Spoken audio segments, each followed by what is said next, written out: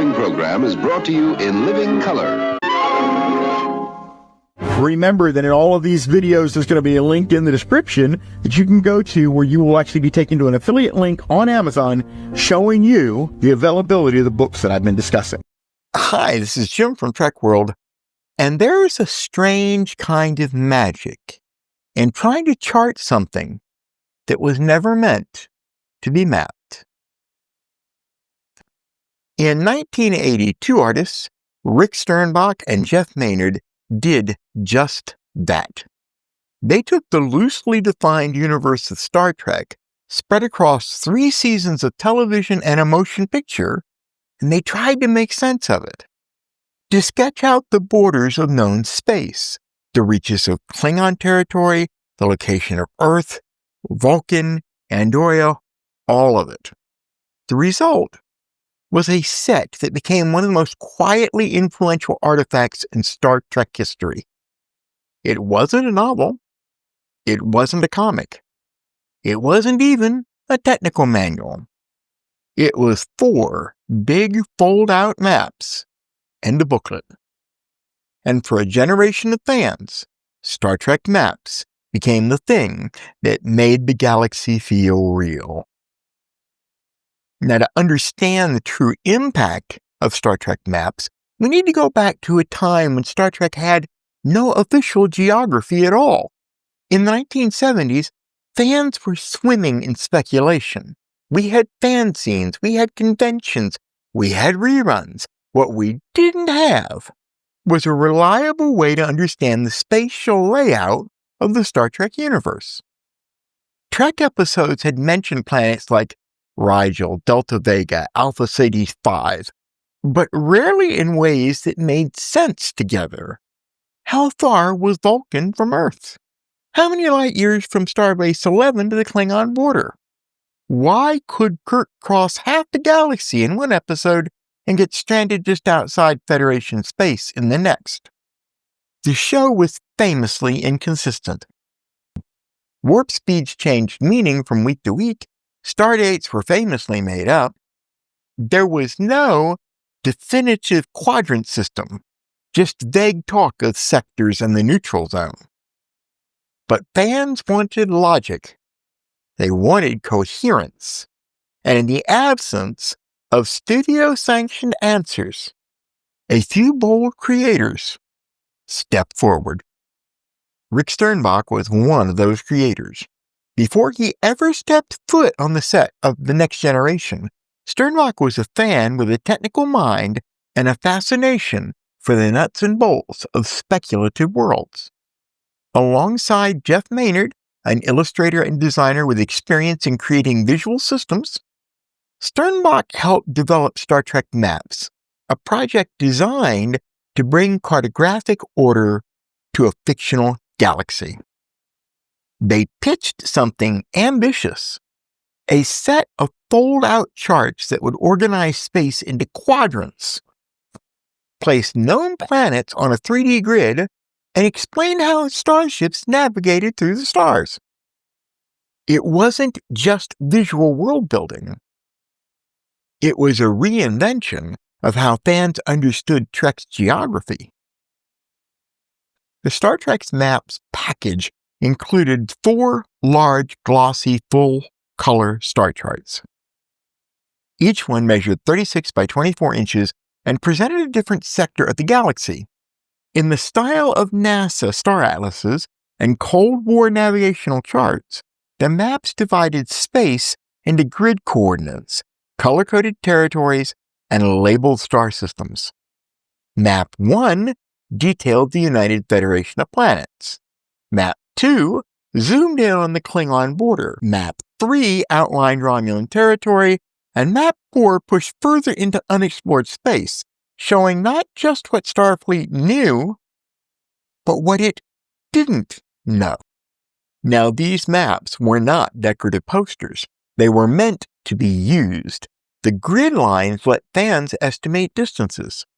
The warp scale on the edges allowed for calculations of travel time at various speeds. Symbols marked battle zones, disputed regions, and trade routes. Every system was plotted with intention, logic, and an in-universe believability. Now, alongside the maps came a booklet entitled Introduction to Navigation. Written entirely in character, the booklet posed as a training manual for Starfleet cadets. It walked readers through the basics of interstellar navigation, the role of starbases, the purposes of relay buoys, and the science of plotting warp travel. It didn't just tell fans where they were in the galaxy, it told them how to move through it.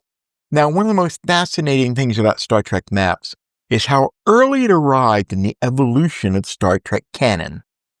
When this set was released in 1980, the motion picture was the only Trek film in existence. The Next Generation would not premiere for another 7 years. The modern quadrant system, Alpha, Beta, Gamma, Delta, had not been formalized. There was no Memory Alpha wiki, no official maps, no rules. So Sternbach and Maynard made their own. They placed Earth in the Beta quadrant, close to the Klingon border. They positioned Vulcan as a near neighbor. The Romulans, by contrast, were isolated and distant on the far side of known space. It wasn't the layout later adapted by the Next Generation, but it made sense in its own internal way. At the time, no one at Paramount cared enough to even try to correct it. There was no central continuity office, no franchise Bible, and no real guidance about what counted as official, which is why Star Trek maps walk the line between canon and fanon, licensed by the studio, but never explicitly confirmed by the shows. Still, for most of us, these maps were the reference. If you have any videos, photos, or documents that you would like to donate to us, please feel free to send them to jim@trek-world.com or submit them via the web at submit.trek-world.com. The fan response to Star Trek maps was, in a word, electric. This was the golden age of Trek, with Trek fanzines, club newsletters, and role-playing games. The Federation didn't just live on screen. It lived in binders, mimeographed story drafts, and mail-order fan supplements. With the arrival of Star Trek maps, fan fiction writers began incorporating coordinates into their stories. Role-playing game masters used the maps to plot campaigns across the Klingon border. Entire fanzines included references to subsectors and navigational protocols from the booklet. You could see it at conventions, too. The maps were taped to hotel room walls. People gathered around them with protractors and stardate calculators, plotting hypothetical ship routes. It wasn't just lore. It was Star Trek's first infrastructure. For many of us, Star Trek maps did what no episode was capable of doing. It made the universe explorable, tangible, navigable. One of the most charming and strangely powerful elements of the maps was the tone of its accompanying manual. The introduction to navigation wasn't written like a marketing insert or a designer's commentary. It was written in-universe from the perspective of Starfleet instructors teaching new cadets how to read star charts. It explained warp travel the way that NASA might explain orbital mechanics, with terms like navigational Q-spheres and translight corridor assignment and tactical sector masking. It referenced real systems and fictional ones in the same breath. It felt lived in, used. And that tone mattered to us, because instead of explaining the maps from the outside, it invited us into the in-universe. You weren't just reading a booklet. You were studying for your Federation navigation exam. Now, with any beloved artifact from the 1970s, urban legends always follow. One enduring rumor is that there was a fifth map, one that detailed the Orion colonies or deep Romulan territory that was scrapped before production. But no proof of this map has ever surfaced, but the legend still persists. Some fans point to the unused space in the quadrant layout. Others cite vague references from early promotional materials. Some people still claim to have seen a prototype at the convention in the early 80s. Another recurring debate is the quadrant switch. As we mentioned earlier, Star Trek maps put Earth in the Beta Quadrant, but in the Next Generation, it firmly established Earth was in the Alpha Quadrant, with Klingons and Romulan space residing in Beta. Was it a mistake? A dimensional glitch? No, it was probably just parallel development. But that hasn't stopped decades of debate across message boards, Reddit threads, and trivia nights. And you know what? That's what's part of the fun for those of us Gen 1 Star Trek fans. Because Star Trek maps invited disagreement. It encouraged exploration, reinterpretation, and imaginative corrections. It didn't pretend to be the last word. It just gave us a starting point. Now, Star Trek maps pretty much faded from everybody's visibility in the mid-1980s, but its influence never really went away. Rick Sternbach himself would go on to help shape the look and feel of the Next Generation, Deep Space Nine, and Voyager. His technical knowledge, combined with his visual sensitivity, helped establish the, quote, hard science, unquote, tone of the 1990s Trek. You can see echoes of the maps in the LCARS systems, in starbase layouts, in the way Voyager charts its course home. In 2002, Pocket Books released a spiritual successor titled Star Trek Star Charts, written by Geoffrey Mandel, who cited Star Trek maps as his primary influence. We will take a look at that as well in a future video. And online, these maps still live on.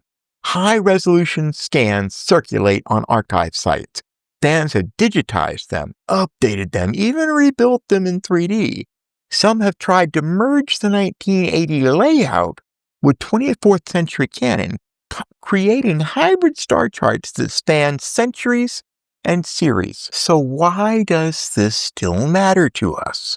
Why should a set of maps designed in the late 70s by two fans with a vision still hold power in a franchise that now spans dozens of series and movies and timelines? Well, because Star Trek maps was more than just merchandise. It was participation. It was world building from the outside in.